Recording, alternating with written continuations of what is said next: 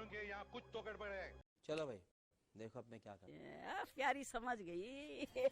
और अभी तो रुको, क्लाइमैक्स अभी बाकी है। नहीं, अभी और सुनिए। बड़ी अच्छी औरत है भाई, मोबाइल साफ करके भी दे रही है। ऐसा करता हूँ, इसके घर रिश्ता भेज देता हूँ।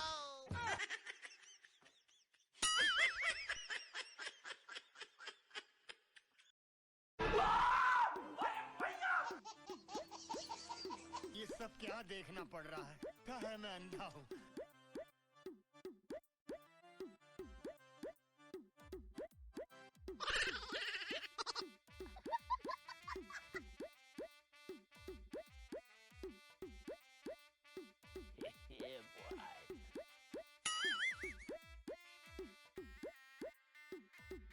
हाँ भाई क्या मसला है?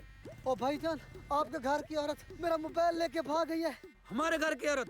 काजल, ये क्या बोल रहा है? नहीं भाई, इसने मोबाइल मुझे जबरदस्ती दिया था।